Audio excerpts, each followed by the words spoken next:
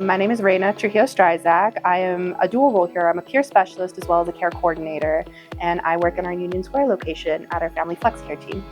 I think I've been at Jefferson Center a little over a year and a half. I should be coming up on 2 years this September.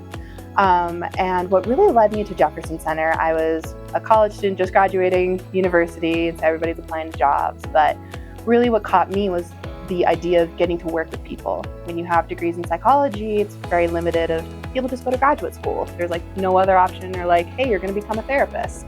So I did some research on my own and found the peer specialist position. So I applied thinking this would be great experience and then like it'll help me with grad school.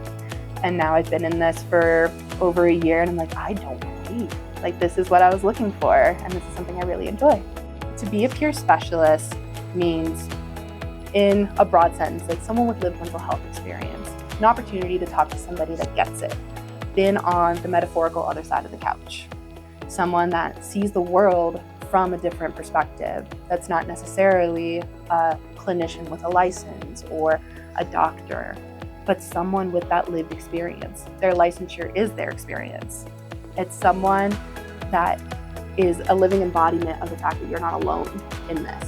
The dual role definitely has made my days very variable. Like, you don't know what you're gonna get. With my role, I can flip between both hats multiple times a day. I work with a broad range from 8 years old to 22, just becoming an adult, figuring out what to do. So I really see a broad range of like different presenting concerns, I guess would be like a clinical way of saying it. With family units overall, I've also worked with parents, not only as a care coordinator, but also just like introducing myself as a peer, my role, and kind of giving them that opportunity to let their kid have the opportunity to talk to somebody that can get it. And it's so fulfilling, to be quite honest. Like, I think in the beginning, I'm like, hey, I want to make sure I don't burn out. But it's such unique and dynamic experiences each day that I feel like I truly am learning something each day, even if we have a slow day. When I was younger, I guess we classify as an anxious child. Always like watching people, how they behave.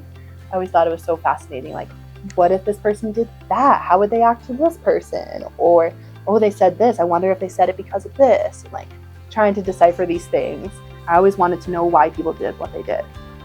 And then as I got older, I started learning more and more about why I did what I did. And part of that came in with my mental health. Being someone I experienced anxiety almost every single day, but I didn't know it was anxiety until I was in high school. And a doctor told me. And my entry into kind of like the mental health system and support was not great. I had a pretty negative experience actually going into it. I felt like I wasn't in control. I felt like a passenger in my own treatment. Nobody would listen to the kid. It was always adults know best, the doctors know best, listen to the doctors. I always just kind of felt like I was shouting into a void. 2017 came, and that was the year I almost attempted to take my own life.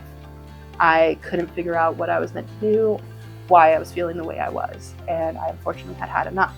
It was really a wake-up call for myself. I was like, I need to figure out what is going on, because I need to be able to live for me. I'm tired of people telling me how I'm supposed to be living. And now I'm here at Jefferson Center, being in a role with an opportunity to work not only with low-income families or families that face a lot of systemic barriers we have in our society, but being able to work with youth that are going through pretty similar things that I went through. For me, in my free time, I've really been trying to focus a lot more on that self-care part. We do work in a profession that can be very emotionally draining and exhausting and pretty high for burnout. So as I've worked further in my position here and kind of thought about my future, I've been really wanting to hone in more on that self-care part, to learn what it means to take care of me. So I read, I love books, listening to music, playing my guitar. I also, multiple times a week, I do strength training. I do competitive weightlifting as well. I do a specific type called strongman. So I guess be classified as a strong woman. I've been doing that for, I think, competitively about a year and a half now. And I'm actually preparing to go to my first nationals this summer. So I will be competing with people all around the country in this sport, to do some pretty rigorous training there. But it's an opportunity as well as self-care, to do some exercise, get out of my head, do something I really enjoy.